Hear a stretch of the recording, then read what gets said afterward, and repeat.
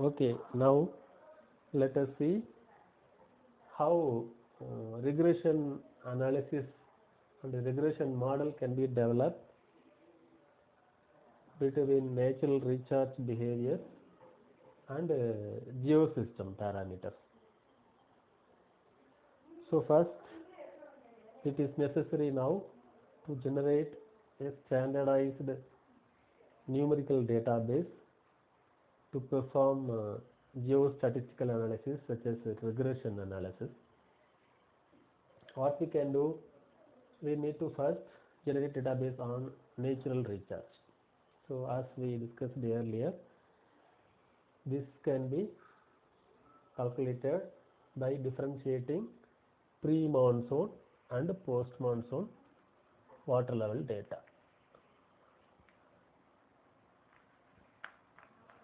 So just by differentiating these two water levels, it is now possible for us to collect natural recharge of one area. So now this particular data is in meters below ground level, that is meters BGL is the unit for this particular natural recharge, right? So this is the dependent parameter that we can keep, but even now this data is raw data only, so we need to standardize it.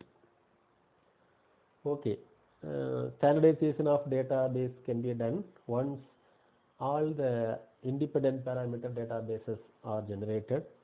So now let us see how independent database geosystem parameters database to be developed. So what are all the independent parameters or geosystem parameters pertaining to natural recharge that we are going to consider in this model, regression model, or maybe like lithology, surface lithological units. So this is available in the form of map. So we generally prepare lithology map using Geological Survey of India geology map. From that, all the lithological boundaries can be digitized in GIS. So all the different lithological units can be labeled, and by doing so, area of different lithological units can be generated.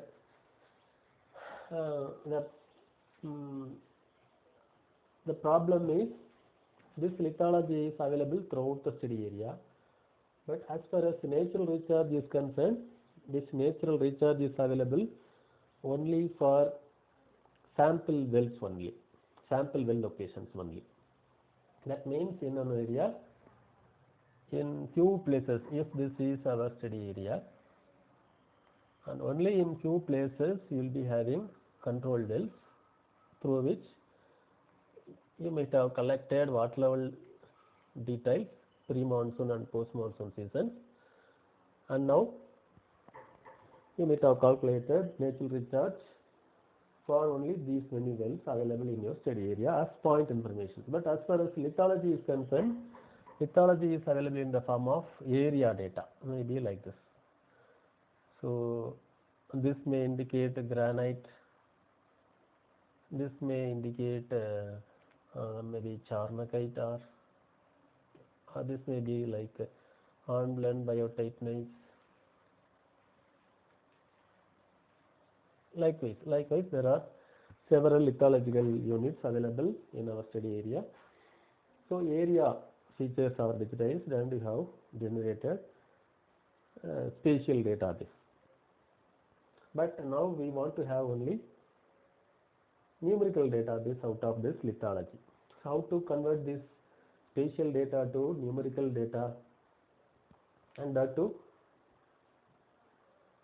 as far as water level is concerned, it is available only pertaining to few wells, control wells that you have collected water levels from them, and you have established the natural recharge. Okay, so what we can do, we can use a grid covering your study area. So you prepare a grid map like this. That means you divide your study area into grids of equal area, covering equal area, and by superimposing this grid,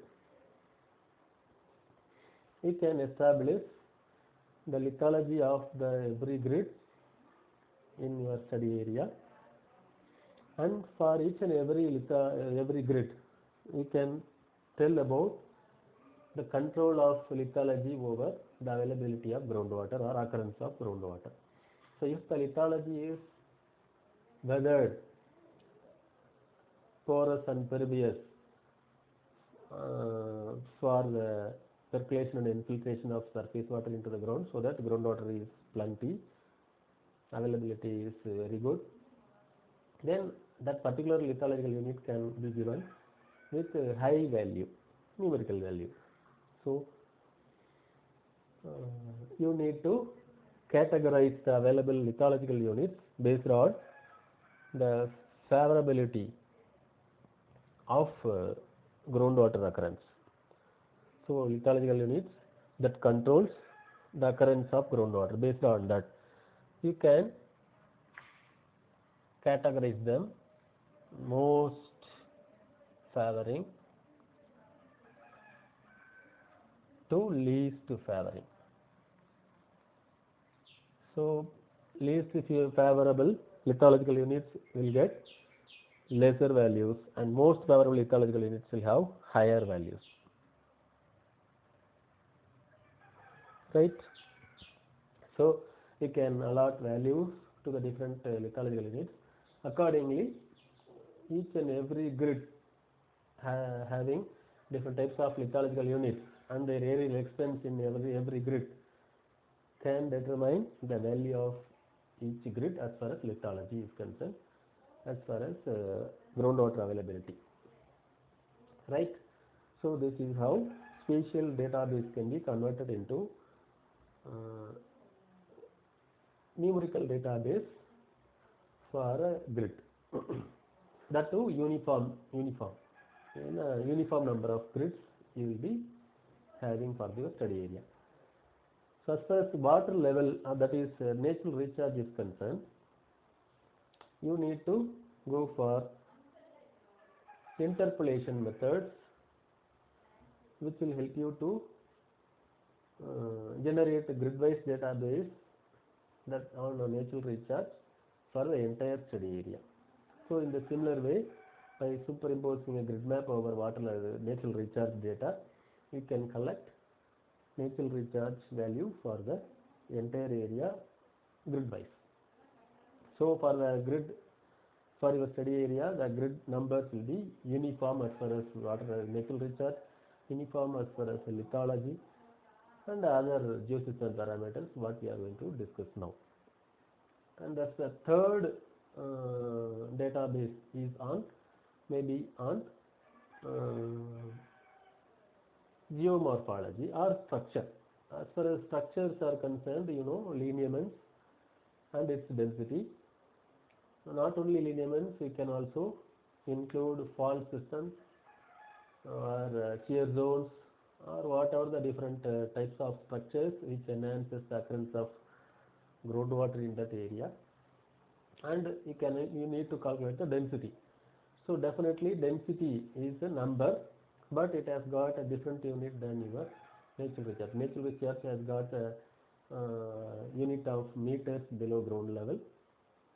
As far as lithology, it is unitless. And now we are committing structure, that is lineament density. So element density may be having some values, that is length per square. Length means it is in meters or kilometers per unit area, that is 1 square kilometer. If it is 1 square kilometer, that is within this area how many lineaments are crisscrossing and what is their length, that length. So total length per unit square area is a unit of lineament density. And the next may be geomorphology. Again, as far as geomorphology,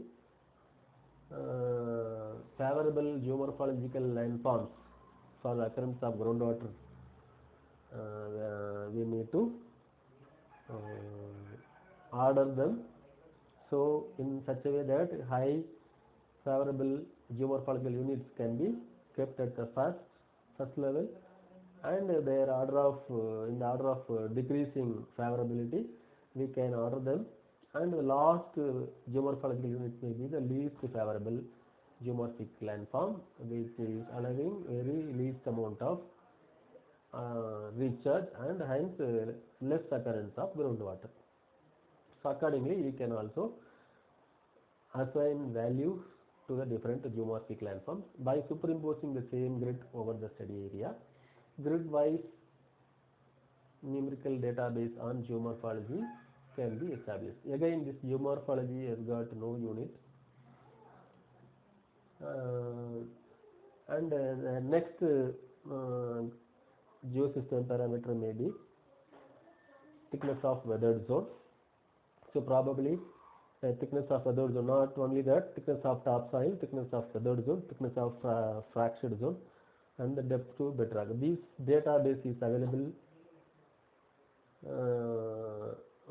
from Public Works Department. If you request, they will be supplying you, or by conducting electrical resistivity survey, or by conducting litholog from different borehole data. It is now possible for you to collect these 4 different subsurface lithological details, which are considered as the most important geosystem parameter for establishing groundwater occurrence in one area. So what you can do for these 4 just the subsurface lithological parameter, you need to establish the numerical database that is again available in the form of point data. It is similar to your groundwater level, so different point locations, wells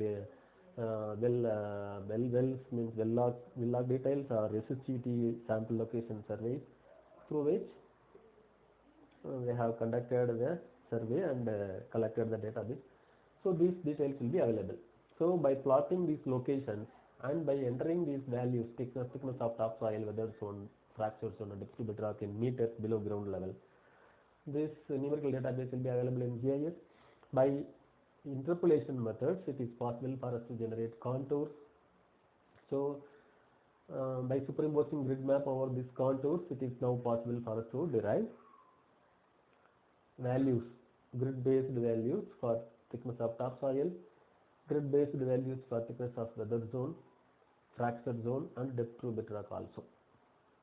Okay, these 4 subsurface lithological units are having unit that is already told by me, like meters of thickness in meters below ground level. So they are all having unit like this. Then apart from this, slope can also be taken as a geosystem parameter. Slope normally calculated, prepared a map with degrees of steepness of slope in one area. That is also per grid can be calculated. Per grid means it is average slope of that particular grid. So slope values are available in terms of degrees, that is the unit. And next may be drainage density, the number of length of drainages available in each and every grid can be calculated in meters per square kilometer, that is a unit.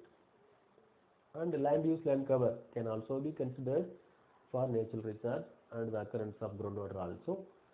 So by superimposing grid map over land use land cover and by assigning values based on the favorability for the occurrence of groundwater, land use land cover systems can also be utilized in this particular model by converting this data, spatial data, into numerical data. Now this land use land cover map database, numerical database, is also unitless. So 8 to 10 different geosystem parameters have been generated by us with equal length, because all are on the basis of grid. So all are having equal length. Total number of grids may be varying from 1 to 100 for one small area, it may be 1000 or it may be more than that. But for different geosystem parameters pertaining to a study area, it is having the same length. Say for example 90 grids that are covering in this particular study area. So length of the database is okay, but units, all the geosystem parameters are having different units now. Water level, the natural recharge, especially natural recharge is in meters below ground level. Lithology, there is no unit. Structure, that is selenium density, it is in kilometers per 1 square kilometer area. Then geomorphology, that is unitless again. And subsurface lithology, again meters below ground level. Slope, that is in degrees. Drainage density, it is in meters per 1 square kilometer. Land use land cover, it is unitless. So likewise we have several geosystem parameters of various units. We need to standardize the data before going for any analysis in statistics. So we can use linear stretching algorithm.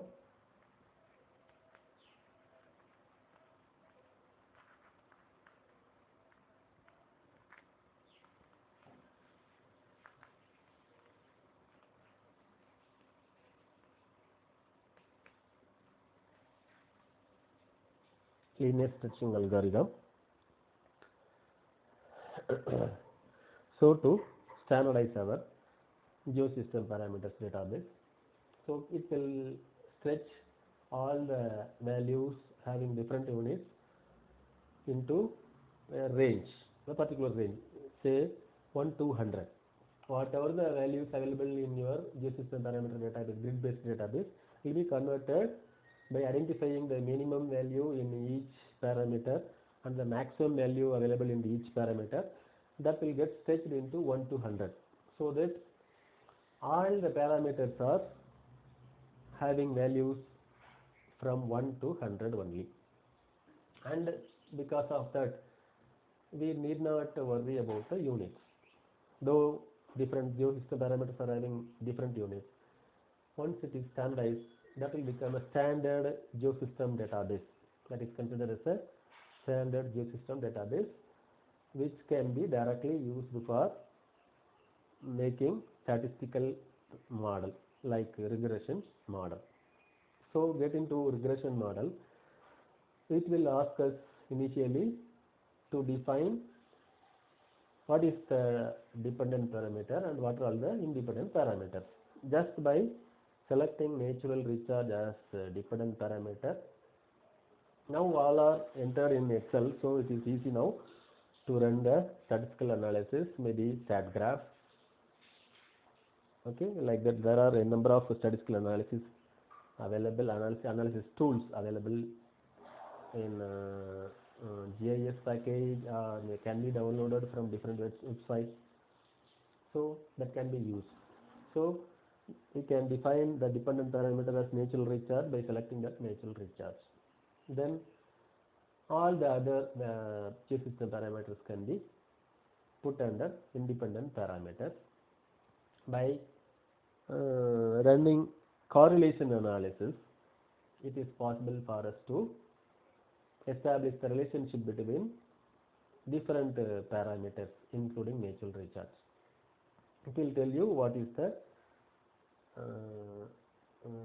level of correlation, whether it has 90% correlation or 80% correlation or so. So now it is with the help of the resultant value, correlation value, it is now easy for us to determine the type of correlation and that is positive correlation or negative correlation, and up to what extent it has its relationship, 90% relationship, 99% relationship, like that it is possible for us to determine that.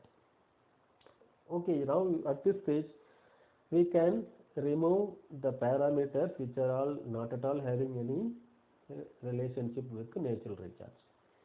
If there is a meager value, that is less than 0.3 value, that means 0.3 indicates 30% of relationship.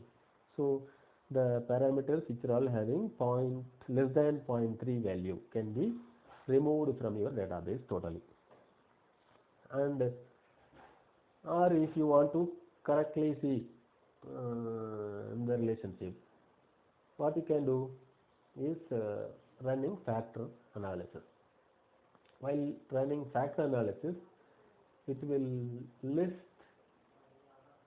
the number of factors, and also it will list for each and every factor how they are all having relationship and what are all the groups of the factors available.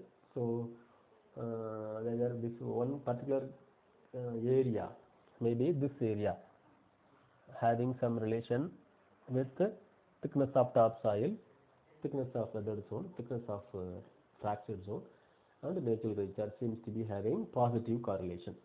Natural recharge increases with increase of thickness of topsoil, weathered zone, fractured zone and all. And what it indicates? Natural recharge increasing, you should understand that if it is increasing means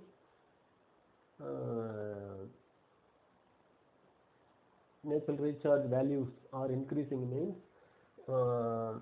it may be increasing from 5 meter to 10 meters.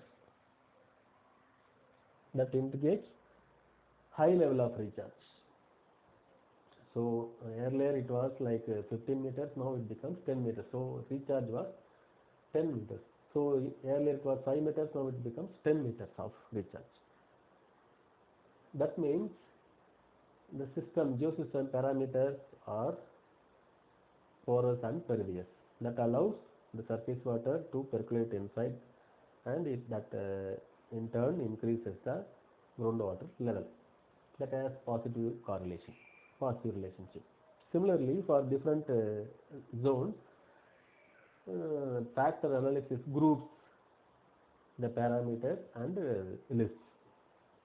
Based on this, we can understand what are all the types of groups available. That is the type of relationship and the behavior of natural recharge in different area zones that could be understood. So now it is possible for us to understand which are all the grids which does not have any relationship with natural recharge and the different geosystem parameters, and that could be removed from your database. Which does not have any relationship, has no meaning to keep in your database, that could be removed.